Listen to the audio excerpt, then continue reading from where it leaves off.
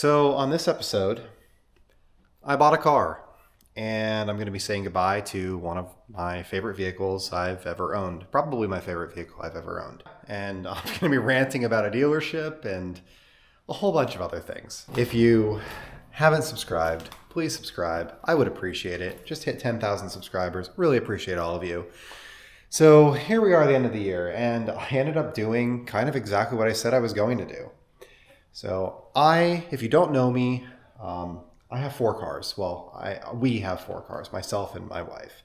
And this is her 2020 Mercedes-Benz SLC 300. We purchased this new, and we bought it with 6 miles on it. It's pretty much perfect. We know every single scratch, ding, nick, everything about the car. It's never seen a dealership for service. Well, it's been there one time. Super, super solid vehicle. And then I have this, which is my toy. This is a 2016 Mini Cooper, John Cooper Works. And I love this car so much that when they decided to discontinue the Clubman, and they sent an email out and said, hey, we are no longer going to make the Clubman anymore. 2024 is the last year. We went, test drove one, and ordered exactly what we wanted. So we picked this guy up in a John Cooper Works Rebel Green, and we've got the Koenig wheels. It's got a Dynon exhaust on it, white melting roof, and brown interior. That car is awesome. This video is not about that car.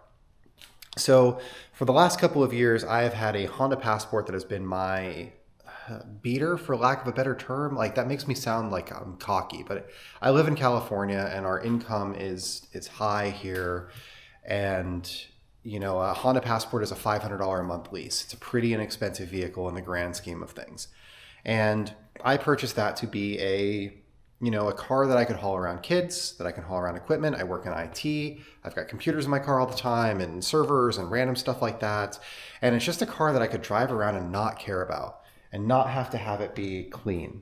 Like, this guy's always clean. That one is always clean. This one, always clean. That's the car that we drive in the rain. That's the car that, we take and park at the school for back to school night because we know it's going to get door dinged. That's the car that goes to the amusement park. That's the car that goes to the festival, the concert, the whatever it may be. So the Passport was a lease, 3-year lease, and it is up in January. It's going back on January 4th. And it's been a good car, but it's fine. There will be an exit interview on that car. This is not that video. So what I decided is to replace that car. I wanted a Mercedes-Benz GLK 350. And I specifically looked for that vehicle because I've had 2 of them. This will be my 3rd GLK 350. So I bought a 2014, maybe 6 or 7 years ago. Yeah, something along those lines. I bought a 2014 back in 2018. I paid about 28 grand for the car, and I had it for about 2 months, and it got hit. Somebody rear-ended the car and demolished it. I got hit by a lifted Silverado. It was doing 40 miles an hour. He didn't even hit the brakes. And honestly, the car took the hit like a champ. It was amazing. I got out, I was perfectly fine. I didn't even want to go to urgent care to get checked out. The car was just amazing. So I went from that. That car got totaled. I wanted to buy another one. There weren't any available that I could find that were reasonable. So I ended up buying an E-Class. I had that for about 6 months, and I traded that on another GLK, exactly like the one that got totaled. And I love those cars. They were great. But eventually, you own a car for a length of time and you decide you want to move on to something else. And I did. I went from that to a 2018 GLC 43, which was a great car. And during COVID, I ended up selling that. But anyway, the GLK 350 is a platform that I know. I know it very well. I've done every single maintenance item that can be done on that car. The plugs, the transmission service, standard oil changes, all the normal things, everything that it calls for in its service life, I have done. The 350 drivetrain is honestly really stout. The M276 V6 engine is really good. The 7G-tronic transmission, really good. They did it for years and years and years and years. And 2015 was the last year of the GLK. And in 2014, they did a facelift. So I decided I wanted a 2014 through 2015 GLK 350.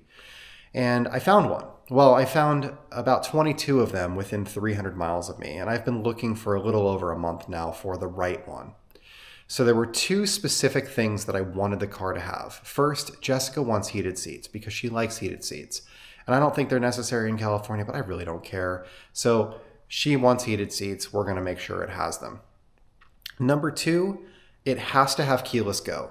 Keyless go is the thing where you put the key in your pocket and you walk up to the car and you pull the door handle just like this, and the door unlocks and opens. And you get in the car and there's a button that you press and the car starts. Mercedes-Benz calls that keyless go.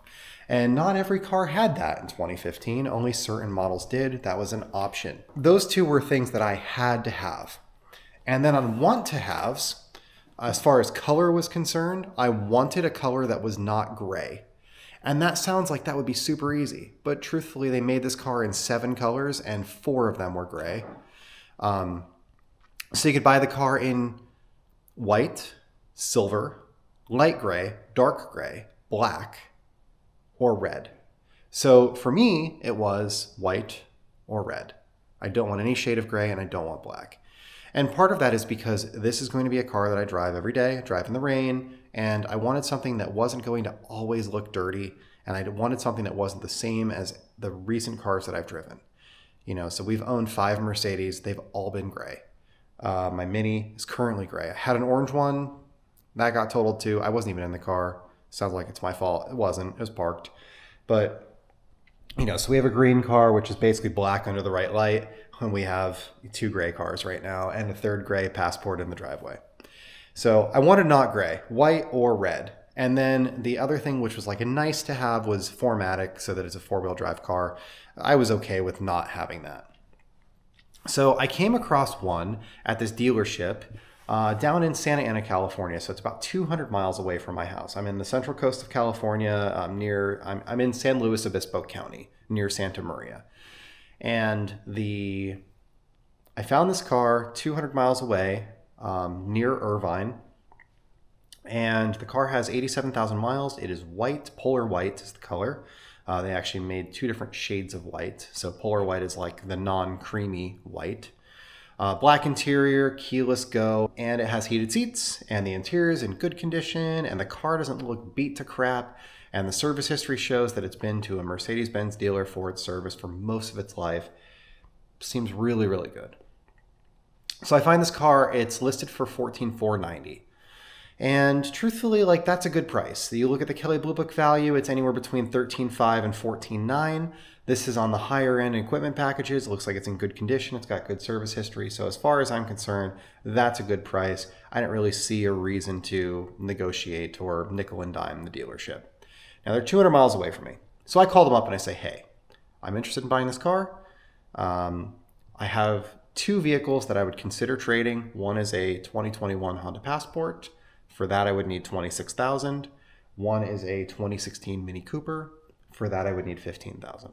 If you're interested in either one of those, I am happy to work with you. If you're not, then it's totally fine. I can still buy this car. And the Passport is the lease. It's about to go back. The Mini, I'm going to list for sale.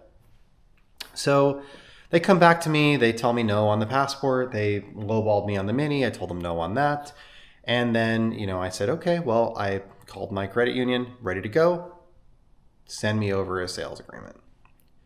And that's where the fun begins.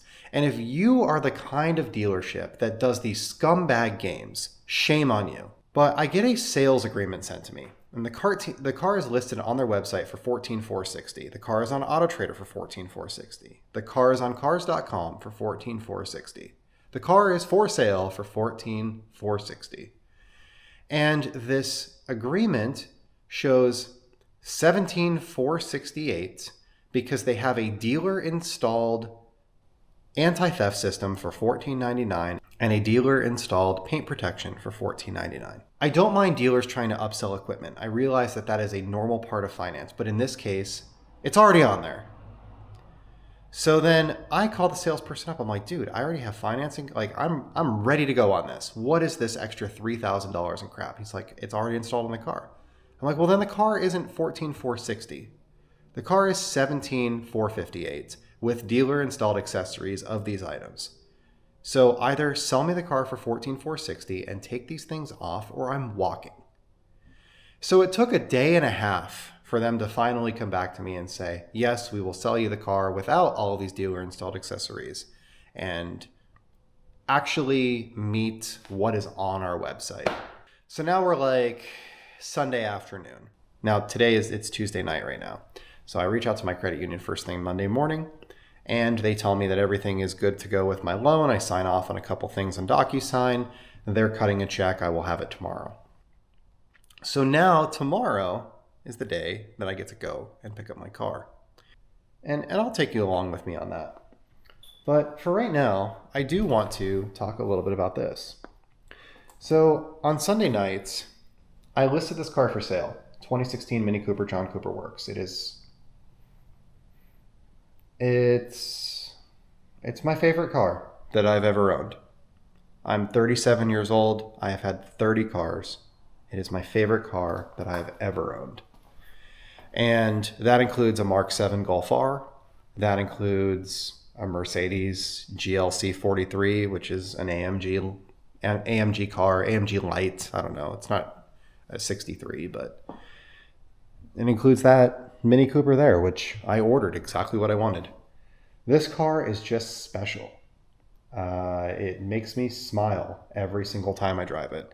It's got these ridiculous pops and bangs, which are completely unnecessary, yet hilarious. It is so incredibly fun to drive. So I listed this for sale on Sunday for $16,000, thinking that it would take a minute to sell it, and that I get to enjoy it for a little while longer. And I woke up Monday morning and the car sold. Like, gentleman's working on financing with his credit union. They already have payoff information, like checks in the mail. And I haven't really had feelings about selling a car in a long time, but I kind of am. I'm not going to lie about that. It's special. And one of the things that I think makes it so great, or made it so great for me, is, if you don't know the story, when I started this YouTube channel, I had an orange Mini Cooper, a 2015 Mini Cooper S, and I had bought that during COVID. It's just one of those things. Like, I always wanted a Mini Cooper. I didn't really have a reason why. You know, I've had like 3 Preludes, 2 Civics, an Accord, multiple Mercedes, Golf R, like all these random cars all over the place. I just, for whatever reason, like always wanted a Mini, but like Minis were known for not being reliable. And it turns out that's really only for like 2007 through 2014. But Minis were always known for being unreliable. So like, I just never really considered them. And then I got to a point where it was like, well, I could buy a $15,000 Mini and have it be a toy or a car that I don't need to rely on to get me to work every day. It could be something that I can play around with and have fun with. So I found this orange Mini, and I had it for about 3 months. I lowered it. I put suspension on it. I put an intake on it. I put a Dynan tune on it, a couple other things, short throw shifter, different wheels and tires, just kind of all the fun stuff that I used to do with the Honda. But like, this car didn't suck. The interior didn't suck. It didn't like have all these creaks and groans and rattles, and like it was still reasonable to ride in, to go long distances, and like it had great power, even though it's front wheel drive. Like, it just great performance, and it's just a fun car to drive. And I was in Bakersfield, and I had it parked kind of at a business, it was 3D actually, which is a detailing supply store. I had it parked on the side of the highway, and somebody drove into the car and just crushed it. And the car got totaled. And then out of the insurance payout, I looked and looked and looked, and I ended up coming across this JCW. I added a little bit of cash and kind of upgraded from the S to the JCW because I had the car for a short time, but I really loved it. And what that actually allowed me to do was to do a couple things the wrong way on a car that got taken from me, and then get to do those things the right way on this one. So, with all of these parts, like these black rings around the headlight, for example, the cars come with chrome. Well, at least they used to always come with chrome. Now you can kind of buy, like that one came with black ones. But the cars used to always come with chrome. And then you could kind of fix this in 2 ways. You can either put a cover over the top of it, and that cover like sticks to the chrome and it covers it in black, or you can buy like an OEM piece that goes in and replaces the chrome one and is black. And it's the same thing for this. It's the same thing for this. It's the same thing for these. It's the same thing for like a variety of parts on the car. This stupid gas cap and this rear tail light, like all of these pieces, this guy, you know, those are available as like covers or as replacement parts. And on that car, I did a lot of the covers. On this car, I did all the replacement parts because the covers kind of sucked, you know. And so I did the waistline trim. This is a BMW factory part where they make this in black. Now you can't order the car with this on it, but they make it as a factory accessory from Mini. And it's like $500 for this stupid black trim all the way around. And that car has chrome. It's the only piece of chrome on the entire car is that stupid trim. And I'm going to have to replace it on that one too. But like, I had the chance to do it the right way. I had the chance to get the JCW scuttle plates and to code in the LED lights. I had the chance, you know, this car came with the Brembo brakes. They're like 335 millimeter front rotors. I mean, look at that. Those are 17-inch wheels. And like, you literally have to, I had to trim the tabs on the top of the brake pads just to make them clear the wheel weights. And those are low profile wheel weights. Like, the car is awesome. And with the tune, so I had it tuned. This one I had tuned. The last one I had a piggyback. The car's like 275 horsepower. And it does like 0 to 60 in like, I don't know, mid sixes. And it's probably like a 14-second quarter mile. But I'll tell you what, man, this thing puts a smile on my face. It doesn't matter that it's not as fast as the two cars that I had before it. All that matters is like, it's a riot to drive.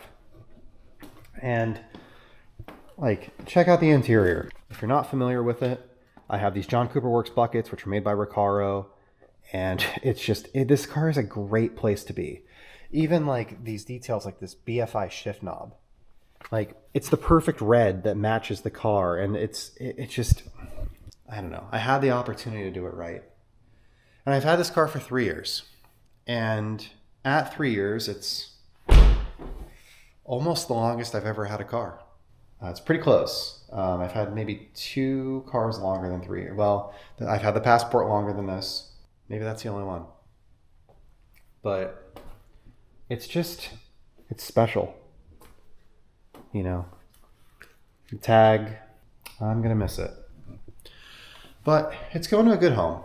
The person who's buying it, he has a 2025 Countryman that his wife drives. And he drives a Dodge Ram. So I'm sure that he's going to have a blast driving this car. And, you know, I couldn't have asked for a smoother transaction. Super good dude to deal with. The car's coming with a bunch of extra parts for him. So, you know, he'll have everything he needs if he wants to return stuff to stock. You know, this is the factory steering wheel. I've got the factory downpipe, you know, a bunch of other stuff in here. This has a touch of paint. I know it says Passport on the lid, but it's the Clubman or the Country. Yeah, but it's the Cooper in there. Air filters and front license plate holder and, you know, just a bunch of stuff. So this is going to get transported to Colorado, and this will be a Colorado car. And I'm excited for him. I hope he enjoys it. I hope he really likes the car. I think that there's a fairly good chance there's another Mini Cooper in my future. I don't know what it's going to be. I don't know when it's going to be. And I mean, I still have that one. I still have the Clubman. And the Clubman, I need to start driving it. That's really what needs to happen. I need to spend some time driving this car. Because this car is special. It really, really is. It's got great performance. It's got adaptive cruise. It's got all the things that this one doesn't. And it's just special. And the car only has like 2,800 miles on it. I have to put some mileage on it. So that's going to be my goal for this year. The GLK is going to be my daily, and this is going to be my car that I drive every chance that I can get. And I just enjoy the crap out of driving. And yeah, that's my plan. So I'm going to take you with me tomorrow when I go to get the GLK, which is 200 miles away. I'll have a couple surprises along the way. I think it'll be a fun trip. And then you'll hang out with me when I get to hop in that vehicle for the first time. And I've got a 4-hour drive back, so that's going to suck. But I think it'll be good. I think it'll be fun. and ready for what's next.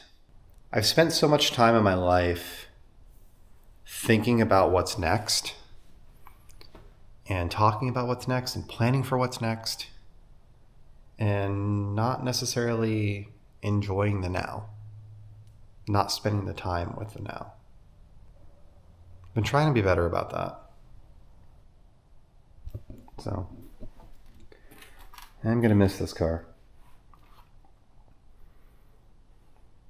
Probably do a final drive on it. I have to pull my radar detector out of it, a couple other little things, odds and ends. But it's on to the next owner. And we've got a new car coming that we get to clean together. And from what I've seen in the pictures, it is covered with Armor All.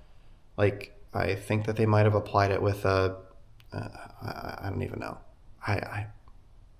It's like an Armor All bomb went off in there. Like, I could practically see it dripping in the pictures. Like, to the point that when I go there tomorrow, I'm probably bringing a bottle of like Pilot or Sword or something like that and several rags with me, just so that I can clean it in the dealership parking lot and drive it home without my hands being covered in grease. I'm going to get to try out lithium cubes. Pretty excited about that. The steering wheel's all shiny, and I think lithium cubes will do a great job on fixing that. And I think that what I'm going to do when I get it here is I'm going to test out Glossum Wax, the Phoenix EOD product. We'll see how that is. I will say, if you get the opportunity to mess around with one of these minis, to drive one, to own one, at least try it out, because the experience is pretty special. The car is pretty special. Everything about it is designed to make you smile. And in a world where there's so many things to frown about, like, it's just unapologetically itself. It's special enough that I bought 3 of them. And it's actually special enough that she wants one. It's the first car I've ever had with a name. Like, I don't name cars. It's dumb. But they're fun. They're built well. They hold their value well. They're quiet. You see, honestly, you should see like the community, the Facebook groups, the Reddit groups, like all these groups out there of enthusiasts that love these cars. There is literally no other car on the planet that has the number of people that love them. And it doesn't matter if you have a Mini from 1965 or a Mini from 2025. So my message for you for today, drive a Mini at some point when you can. At least experience it. It might not be for you, but it's a pretty special car. So as crazy as it sounds, I have a friend who's a pilot, and he's gonna fly me down to Santa Ana to pick up this plane, or to pick up this car. So let me share the plane with you. So this Cessna right here will be our flight down. It's about 4:20, so we'll probably be down there around, I'm gonna guess 5:30, and then it's about 5 miles to the airport.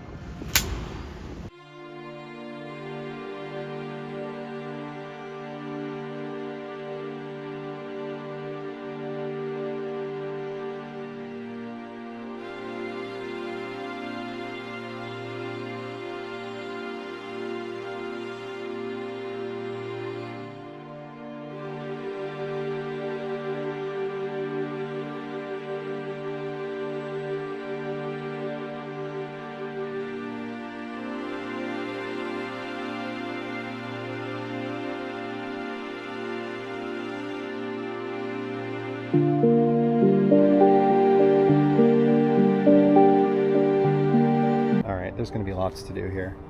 So she's filling out paperwork while I'm here, but I got stickers to remove. I got a botched PPF job that I get to remove. I got haziness in the headlights to clean up. Front license plate holder. Dirty wheels.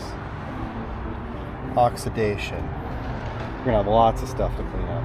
But overall, it's a good vehicle. It's got great service history, and it's really not very bad. So I think you'll be excited to see what I've got planned for this. All right, we're successfully home.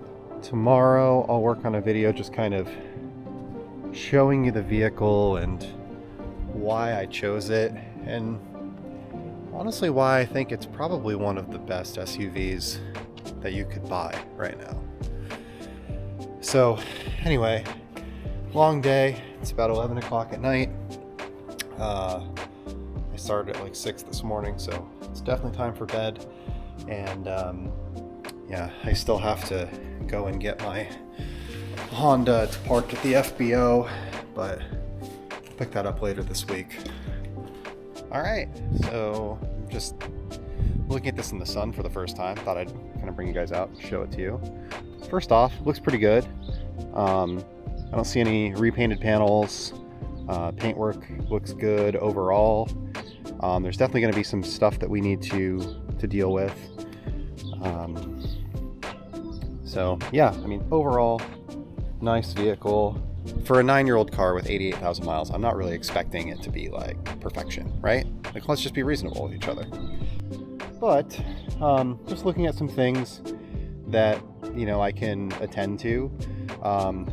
For, like, the wheels are obviously hammered, but I think those will clean up pretty well. I don't see, there's some very minor curb rash, like right there, little mark here. I'll probably do some aftermarket wheels on it anyway, but you know, a couple marks there. On the chrome bits, there's a lot of oxidation or water spotting, but I'm probably going to wrap those black anyway. I wrapped them black on my last one. Some other things, there's some pretty heavy oxidation on this as well, but I just did like a very quick pass with a polisher with a 1-step, and it just like cleaned up a lot of it. So I think some of those things are pretty easy to take care of. Tires look good. Like I said, I'll probably do tires and wheels.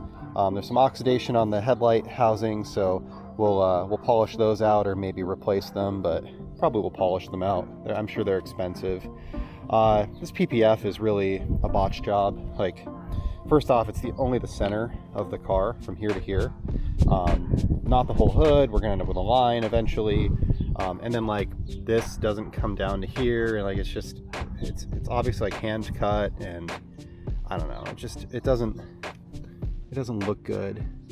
And then they scratch the paint with the knife there. It's not centered, so I'll probably let's just pull this off. I told them to remove this before I picked the car up because I didn't want it. Not that I have anything against PPF. I actually like PPF when it's done well, but in this case it wasn't.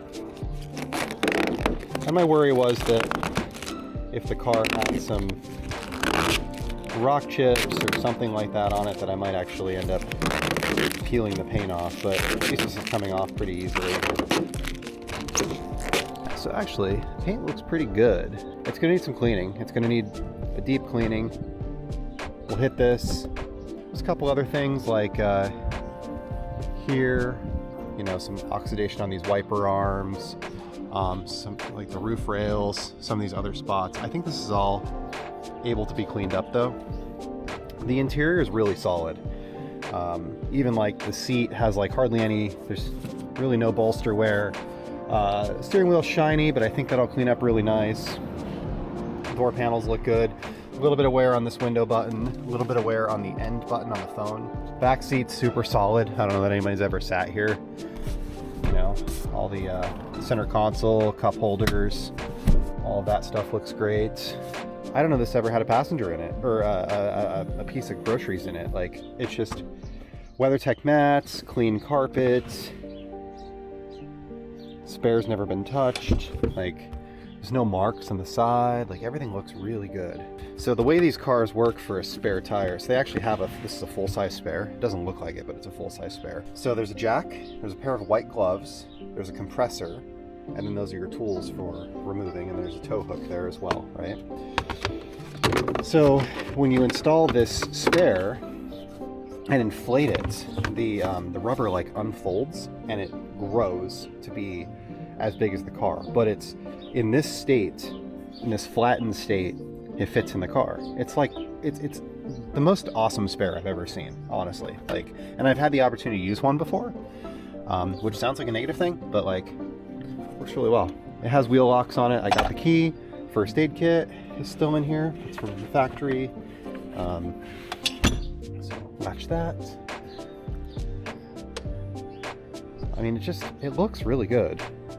A couple little minor things, but for a 9-year-old car with 90,000 miles, I'm pretty freaking happy about it. Tomorrow's Eva's birthday, so I need to change my focus for a bit. Make sure that tomorrow is about her and not about the fact that I just picked up the car. So I'm gonna run out today and grab a cake. We also had an issue with an Amazon shipment, so I'm gonna run to Tilly's and pick something up that she wanted that didn't arrive. Little sag in the headliner right here. And here. But again, these are pretty minor things that I'm pointing out. They're probably fixable. Why a GLK, right? Lots of SUVs out there, why'd I pick this one? Well, there's a variety of reasons for that, so let's kind of talk through them. So first off, these cars are to a point where they're not really expensive anymore. So the 2010 through 2015 GLK 350, obviously like they're 9 to 14 years old at this point. They're available for, this car was 14.4 with 88,000 miles on it, and it's a 9-year-old vehicle, and it's pretty well equipped. It has most of the options. There are some that have a little bit more. There are a lot that have less than this, but they can definitely be found, and they're fairly, I don't want to say they're plentiful, but like within 300 miles of me there were 22 cars for sale. First thing everyone hears is like, well, Mercedes, that's going to be expensive to maintain, and this and that. I'll be honest with you, this platform, the 350, is super solid. This is my third GLK. I had an E350 as well. My dad had an E350. My mom had an ML350. The 3.5 liter V6, naturally aspirated, no turbo, no supercharger. It's a 7-speed automatic. It's the 7G-tronic. This was used for a long time. And we're nearing the end of the run where they used this, because in 2016, they started switching to 4-cylinder turbos. So really, this is like the end of this platform that was super solid while it was out, but was also like well used and known throughout the Mercedes-Benz community as being very reliable. So of all of the platforms, this is really one of my favorites. And the reason for that is it's a naturally aspirated V6, first off. So it's 305 horsepower, and it's like 290 foot-pounds of torque or something thereabouts. It's like right around 300. I forget the exact numbers off the top of my head. I'm not like a spec nerd. But that's made into a 7-speed transmission. It's not a DCT or anything crazy like that. It's not a CVT, but it is a reliable transmission. From a maintenance standpoint, it gets oil changes every 10,000 miles. It gets filters, air filters, every 20,000 miles. It needs a transmission service, transmission fluid and transmission filter change every 50,000 miles. The timing chain is lifetime. Spark plugs are every 50,000. Like, the maintenance needs on this platform are pretty minimal, and I've done literally all of them at one point in my life. They're not that expensive to maintain. Yes, if you take it to a dealership, they're going to charge you $200 for an oil change. But the reality is that oil change is once a year, and it's about $75 in parts. So if you're doing it yourself, you buy the parts yourself, you get a OEM filter, you get oil like Liqui Moly or OEM oil, which is Mobil 1. It's like $75 to do your own oil change. And the cars are actually really nice to work on. They come apart easily, they go back together easily, like the clips and stuff they don't break and fall apart. They're like easy to get back together and not have a bunch of problems. So they're actually a really nice platform to work on. I generally do my maintenance on these cars. So, you know, they say to do an air filter every 20,000 miles. I honestly do them every 10. Every time I do an oil change, I do the air filter, both engine and cabin air, because they're not that expensive. So I end up spending about $150 a year on maintenance. Other than that, though, like, they're really solid. Even this car, having 90,000 miles on it, it's super quiet. There are no like cracks and creaks and groans and moans, and you know, I'm not hearing rattling from the sunroof when I'm driving down the road. And yeah, like there is this like one piece of fabric that's a little loose on the headliner, but like in general, the whole interior is super nice. Like you see the perforated leather seats, the back looks super nice. Like it really looks like new. These cars just hold up very well. This has a ton of features that were kind of ahead of its time, but it makes it feel modern even though the car is 9 years old. And let's be honest, like for $15,000, what are you getting at this point? My 3-year-old Honda Passport is currently worth 26 in the Kelley Blue Book. Like, values of cars are really high. So, you know, you're getting like a used CRV. You can't touch a 4Runner for that. You know, so maybe you're getting into like a Hyundai or Kia, and this is going to be way more reliable than either of those brands. Like, and I mean, let's not even talk about Chrysler or GM. Now, as far as features are concerned, it has a great infotainment system. It does not have CarPlay, but that can be retrofit, and we will do that at some point in the future. It has built-in navigation, though, and the navigation is actually super solid. It's got a 30 gig hard drive in it that you can upload music to. So like you can just take MP3s and put it right on the hard drive if you want to. Kind of like the old school having an iPod in your pocket. Again, ahead of its time. It'll show album art on the screen when you're doing that. You can plug an SD card or a USB flash drive in, it'll play music from that. It supports USB-C and lightning cable and regular cable, so you can plug your iPhone in and you can listen to music from that. It has Bluetooth, so you can do Bluetooth audio as well. But the car just, like, it's great to drive. It just goes. It's quick. It's got great brakes. It's got good handling. It's electronic power steering, but the electronic is, it's the amount of assist varies based on your speed, right? So that's pretty nice. Like it's actually a great car to drive. The turning circle on it is super tight, so you can pull U-turns in like single lane roads and stuff without really having to worry about having to back up 3 times. Like a K-turn really isn't a thing in a Mercedes. As far as like the, you know, I don't really love this color of wood trim. They make this in 3 or 4 different colors. I like the darker black, or they actually make a like an aluminum, brushed aluminum as well, that I think is more modern. This looks a little dated, it's a little light, but it's not bad, and these are all unique. You know, all of these patterns are kind of different. So this car looks different than the last one that I had that had a similar color in it, right? You know, so here is the infotainment system like I talked about.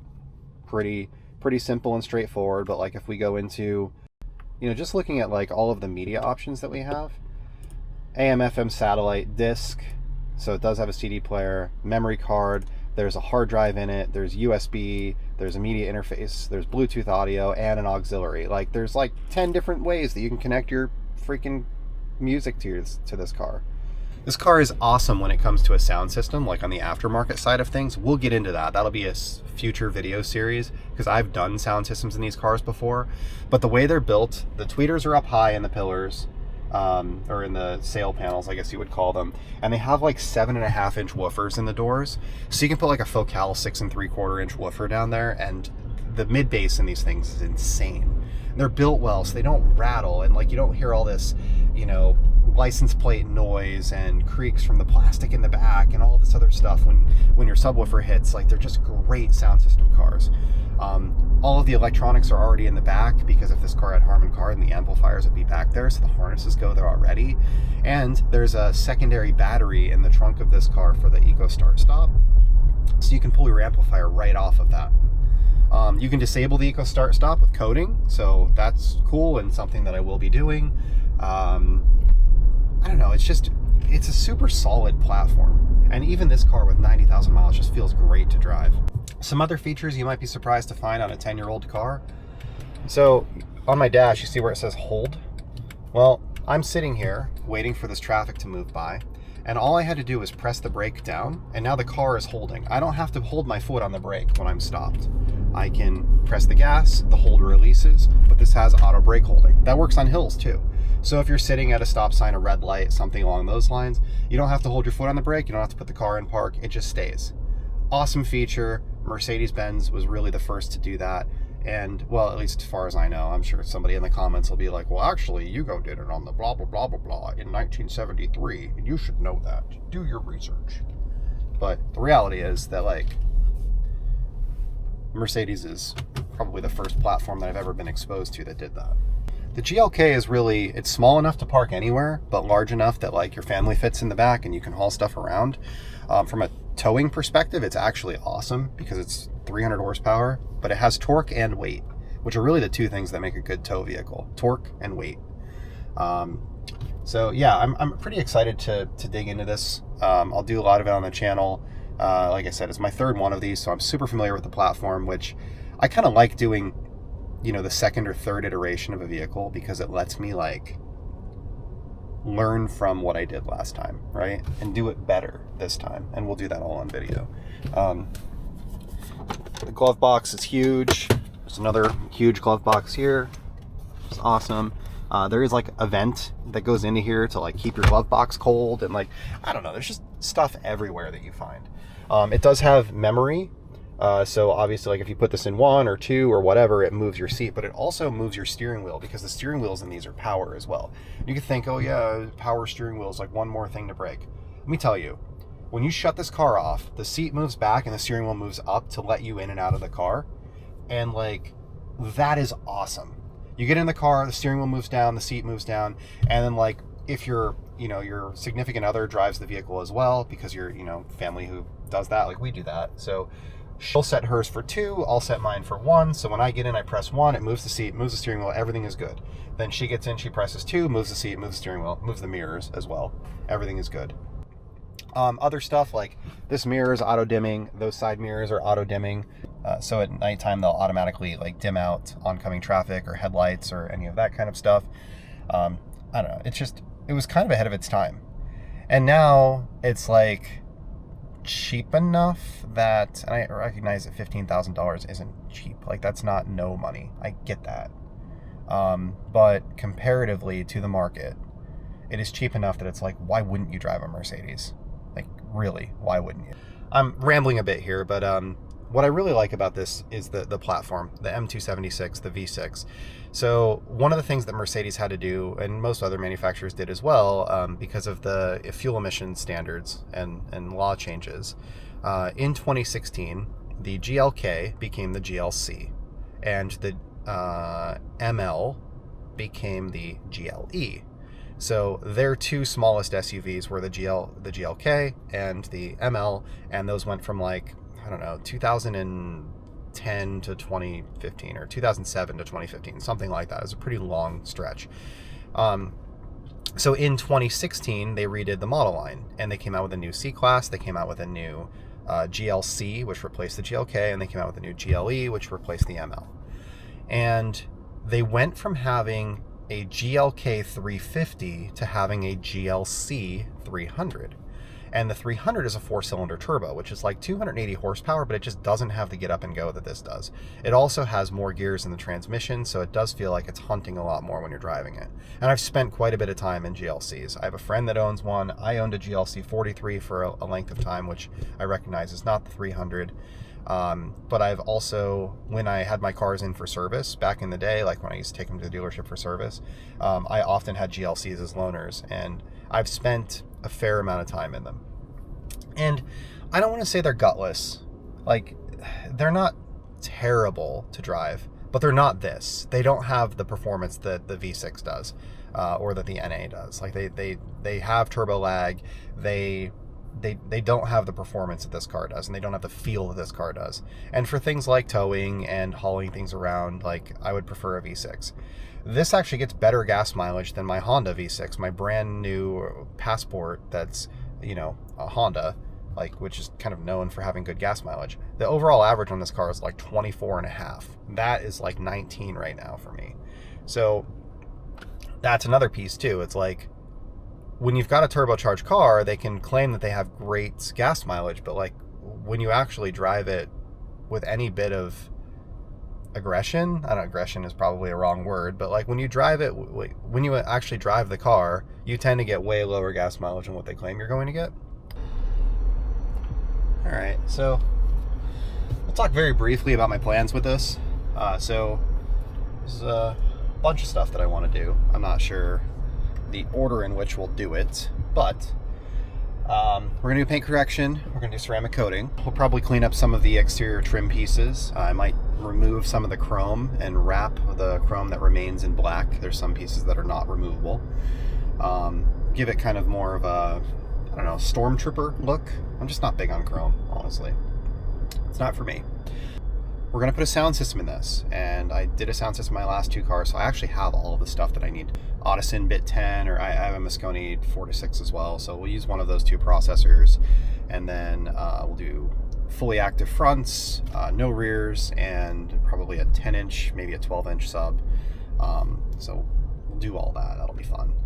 I'm going to do a CarPlay retrofit. I haven't done a CarPlay retrofit on one of these yet, so we'll see how that goes. We're going to just do some regular maintenance. So the car's got 88,000, like I said. Once we hit 90,000, that's when I'm going to just kind of go through the whole thing and see what's there. So drive it around a little bit. It was just serviced right before I bought it, but I don't know exactly what they did. We're going to get the windshield tinted, different set of wheels and tires, and that might lead to more. Oh, and a hitch and wiring harness. So those things will all be coming, and this will be a great daily, I'm pretty sure.